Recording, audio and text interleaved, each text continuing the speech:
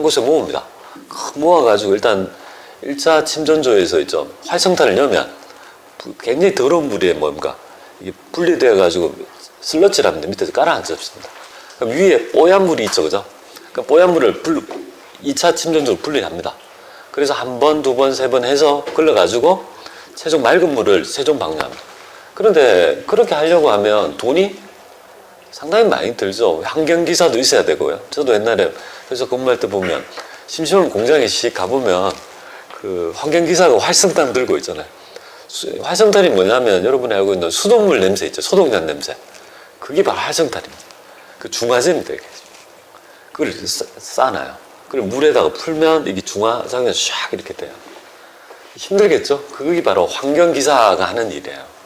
그러니까 기업에서 보통 대학에 보면 환경학과, 환경공학과 그런 데 출신들이 그런 있죠.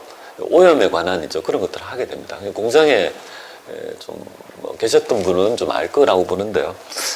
서울 도심 이쪽에 계신 분은 잘 그런 걸 보기 힘들죠. 왜 보기 힘들냐면 큰 기업이 아니잖아요. 그죠?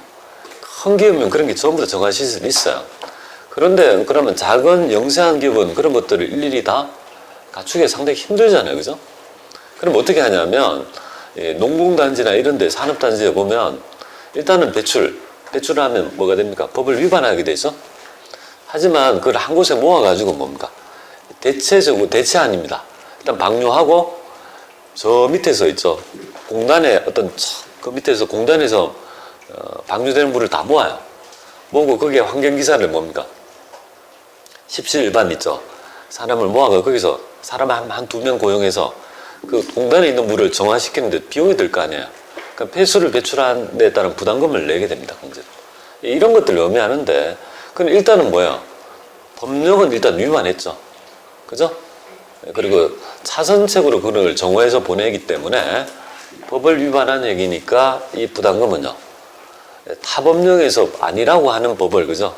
법령 위반 얘기를 우리 세법, 하위법에서 세법이 인정한다는 건 말이 안 되죠. 그러니까 뭐야? 송금불산입하고 기타 사회 유출로 처분하는 거. 그래서 요 두 개만 일단 알아셔도 이제까지는 별 문제가 없었어요. 일단 부담금이란 무조건 송금. 폐수 배출 부담금은 뭐야? 송금불산입하고 기타 사회 유출. 출제가 이렇게 됐습니다. 근데 이 문제만 뭐예요? 이 기출 문제만 요거를, 그죠? 약간 어려운 부분을 끼우죠. 그래서 요거 개발 부담금이랄지 재건축 부담금이 있다라면 일단 부인하고 나중에 유보. 그러니까 부인하고 유보하는 거랑 부인하고 영구적 사유로 날리는 거랑 차이가 있는 거 아니겠습니까? 그 차이만 좀 알아주시면 좋겠습니다. 그래서 이걸 읽을 때 이 책에 보면 그러니까 강조하고 있는 바가 요거니까 요걸 헷갈릴 수 있습니다. 그래서 정리해 드릴 거예요. 그 다음 마지막이 바로 벌과금 같은 거. 벌금 등인데요. 우리가 이제 기업 활동을 하다 보면 우리가 계약 행위에 따라 뭔가 위반할 때가 있는데요. 계약 같은 걸 위반하면 뭐가 붙습니까? 우리가 계약을 위반하면 연체료 같은 걸 붙잖아요. 그죠? 연체료, 이런 거를, 연체이자나 이런 것도 어떻게 볼 거냐.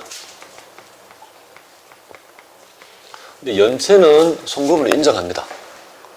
연체는 뭐냐면, 여기 이제 계약 위반입니다. 그래서 연체 붙으면 뒤에가 뭐가 붙더라도 다 송금이다. 이렇게 보면 되겠습니다.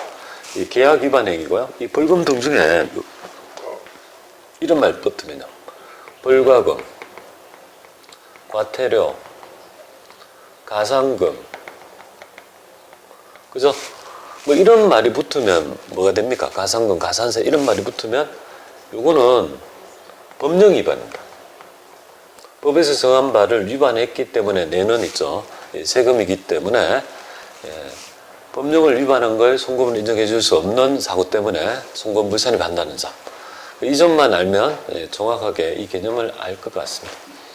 자, 그래서 요것만 좀 정리를 하시면 좋을 것 같습니다. 그러면 그 책에 나와 있는 있죠. 그 우리 실제 문제를 푸는 거는 어렵지 않다고 봅니다. 그래서 거기에 대한 얘기는 조금 이따가 같이 해볼 거고요. 일단 여러분 책으로 보면 몇 페이지를 펼치시냐면요.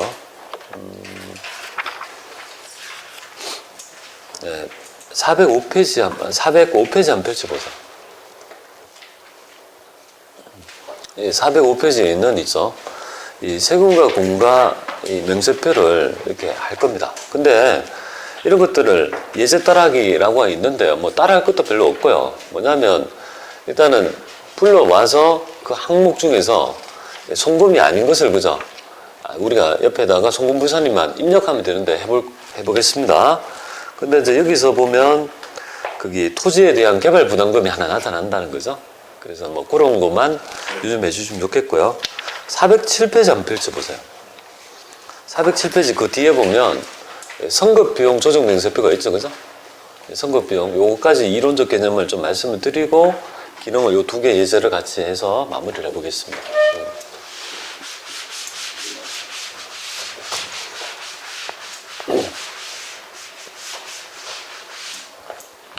그래서 여기에서 가장 어려운 건 요거 부분 혹시나 하고 말씀드립니다. 혹시나 하고 나타나면 하나 틀리라고 하면 욕을 내겠죠, 그죠? 나머지는 이렇게만 하면 정리가 될 것이고요. 여기에 서식 중에서 이 선급비용 세무조정 명세표가 있는데요.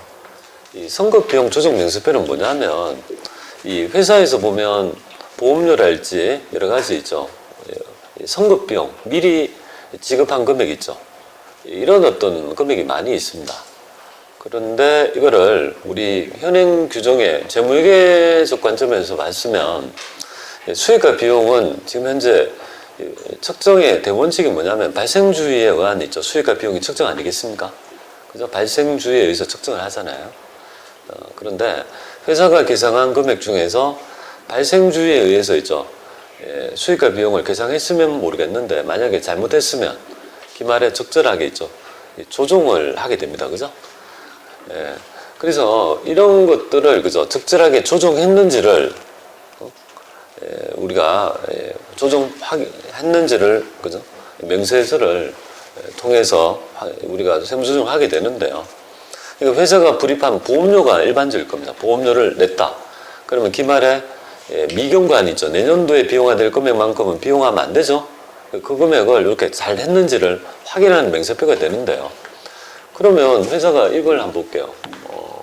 8월 1일 날 1년치 보험료 12만 원을 현금 납부하고 보험료로 회계 처리했다. 보험료로 전액 비용 계상하였다. 보험료로 전액 계상하였다. 전액 비용 처리하였다. 이렇게 계상해 보겠습니다. 그럼 회사는 이 8월 1일 시점에 회계 처리를 어떻게 했냐면 보험료 이렇게 12만 원 현금 12만 원 이렇게 회계 처리를 했겠죠, 그죠? 그러면 우리가 연도 말에 그죠? 결산 때 적절하게 회계 처리를 해야 될 거 아니에요, 그죠? 기말에 적절하게 수정 분계를 해야 될 거 아닙니까? 근데 회사가 이렇게 해야 될 있죠. 발생주의에 부합하는 있죠. 이 적절한 기말세 수정 분계를 했으면 문제가 없죠.